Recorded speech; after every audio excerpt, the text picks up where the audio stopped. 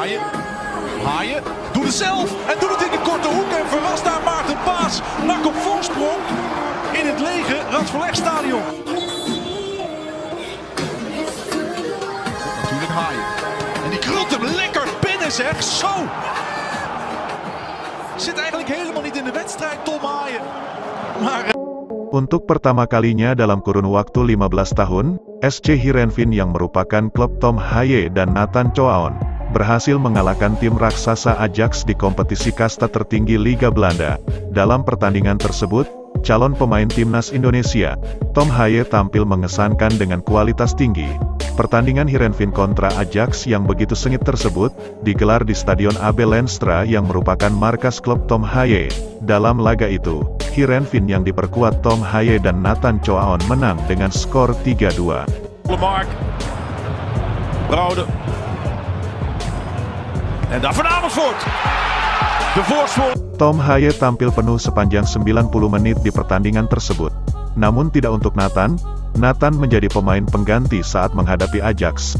Tom Haaien yang berposisi sebagai playmaker atau otak serangan, tampil sangat merepotkan para pemain Ajax. Mereka dibuat kocar-kacir oleh serangan demi serangan yang bermula dari kecerdasan Tom Haaien dalam mengalirkan bola. Bahkan, gelandang jangkar berusia 29 tahun tersebut, hampir mencatatkan namanya di papan skor melalui tendangan bebas terukurnya. Andai tendangan terukurnya di babak pertama tidak mengenai mistar gawang, Tom Haaien yang merupakan spesialis tendangan bebas di SC Heerenveen mampu menjalankan tugasnya dengan baik.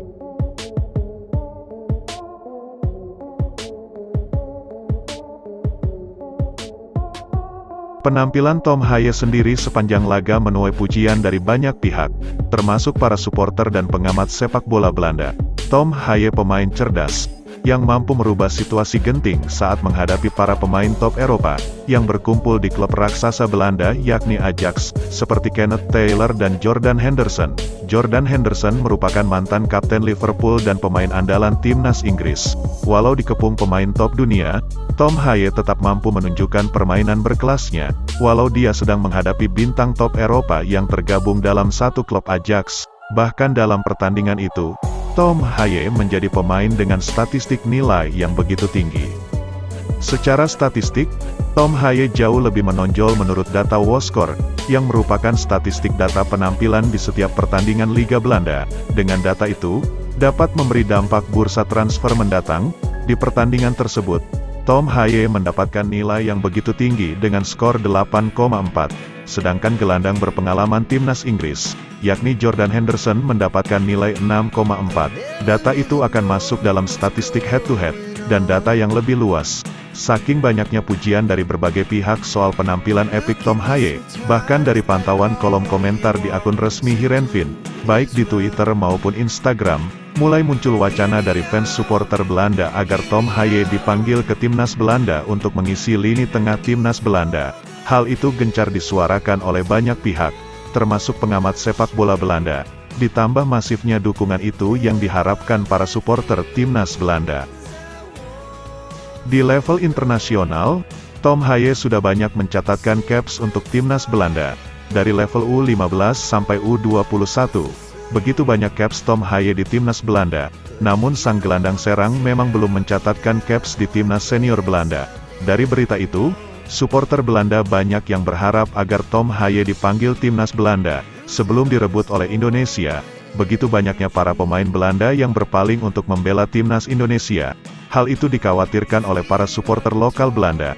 Mereka khawatir jika banyak pemain bertalenta direbut Indonesia, maka para supporter banyak menyuarakan KNVB untuk lebih jeli melihat pemain yang bertalenta, agar tidak direbut oleh Indonesia. Mengingat, begitu banyaknya pemain Belanda berdarah Indonesia yang bertebaran di Liga Belanda bahkan Liga Eropa lainnya. Namun, jika semuanya berjalan sesuai rencana, Tom Haaien dalam waktu dekat akan menyandang status WNI dan bisa memperkuat timnas Indonesia di ajang kualifikasi Piala Dunia.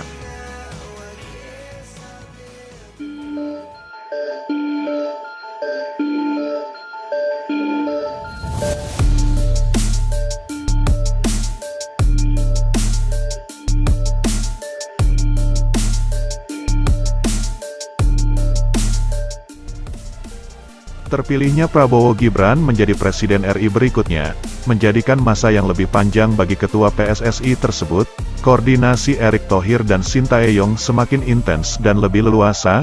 Apa yang menjadi problem timnas saat ini dan di masa mendatang, akan dievaluasi kembali, mulai dari persiapan jangka pendek dan jangka panjang, untuk lebih mengembangkan sepak bola berkualitas dari hulu dan hilir. Mulai dari meningkatkan akademi sepak bola junior hingga senior, meningkatkan kualitas bertanding Liga 1, kualitas penunjang, dan semuanya yang berkaitan dengan perkembangan sepak bola Republik Indonesia, untuk menuju kenaikan level liga yang lebih kompetitif, dengan harapan timnas yang lebih berkualitas di kancah internasional. Kebahagiaan Sintayong semakin terpancar setelah mengetahui berita baik yang datang untuk memenuhi targetnya di ajang internasional, bahkan Piala Dunia. Erick Thohir ternyata sudah berkoordinasi dengan banyak pemain top Eropa yang memiliki darah Indonesia. Ada banyak opsi pemain buat Sintayong yang ditawarkan oleh Erick Thohir. Ketua Umum PSSI tersebut mengatakan, dia bakal mengadakan video conference dengan sejumlah pemain keturunan yang diproyeksikan membela timnas Indonesia dalam waktu dekat ini. Berikut ungkapan Ketua PSSI Erick Thohir, ada beberapa pemain lagi yang akan saya video conference dalam minggu ini, tapi namanya belakangan kalau sudah datang dan sudah bersalaman. Mudah-mudahan mereka masuk. Kalau sekarang jangan gosip dulu. Itulah kata Erick Thohir saat diwawancara TV One. Kehadiran para pemain keturunan yang berkualitas merupakan sesuatu yang diharapkan Sintayong sejak lama. Pelatih 53 tahun itu menilai kehadiran pemain keturunan dapat membantu meningkatkan kualitas passing dan permainan timnas Indonesia. Pertanyaannya, lantas siapa saja pemain yang telah dihubungi Erick Thohir? Berikut daftar beberapa nama pemain berdarah Indonesia yang sudah berkoordinasi dengan Erick Thohir.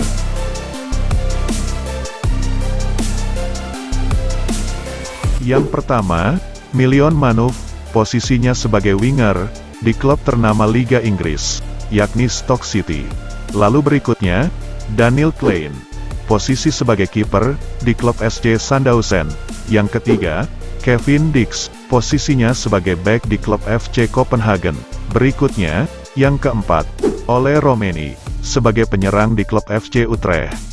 Pemain inilah yang paling banyak diharapkan supporter Indonesia, karena posisi striker timnas Indonesia saat ini masih sangat kurang tajam, dan kemungkinan akan segera menambal kekurangan di lini penyerang. Dan berikutnya pemain yang kelima, yakni Jairo Riedewald, posisinya sebagai gelandang, di klub Crystal Palace. Jairo Riedewald sudah mengatakan keinginannya untuk membela timnas Indonesia, dan kini PSSI sedang berkoordinasi dengan sejumlah pemain naturalisasi tambahan, yang mana nanti Ketua PSSI akan menentukan karakter pemain yang akan direkrut timnas Indonesia, untuk segera bergabung dan menjalani beberapa turnamen internasional, termasuk kualifikasi Piala Dunia. Kehadiran beberapa nama pemain tersebut, sangat dibutuhkan timnas Indonesia untuk menunjang lini per lini, mulai dari pemain inti dan pemain pelapis diharap memiliki kualitas yang setara. Masih ada waktu yang cukup, sebelum babak ketiga kualifikasi Piala Dunia Zona Asia bergulir pada bulan September mendatang. Masih ada waktu cukup panjang bagi PSSI untuk memproses naturalisasi para pemain tersebut. Selain tambahan 5 pemain berkualitas seperti Jairo dan lainnya, PSSI juga sedang dalam proses menaturalisasi 4 nama pemain, seperti Nathan Chowaon, Tom Haye, Ragnar Oratmangun, dan Martin Paes.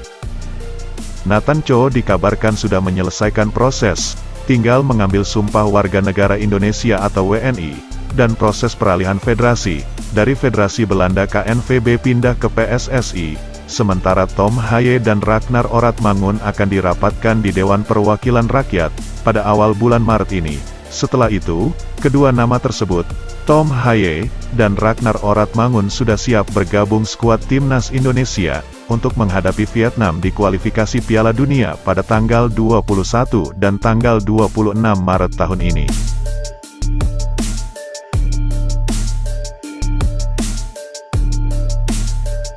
Lalu bagaimana dengan kelanjutan Martin Paes?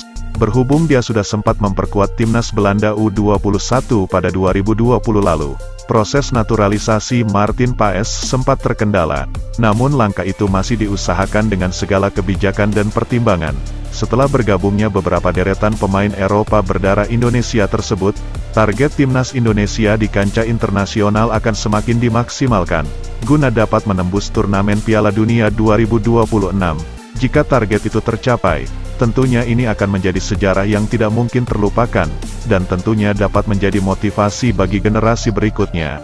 Bagaimana pendapat pribadi Anda, dengan langkah PSSI dan Sintayong tersebut? Akankah target Piala Dunia tercapai? Ataukah hal itu masih sebatas angan-angan? Silahkan beri masukan kalian.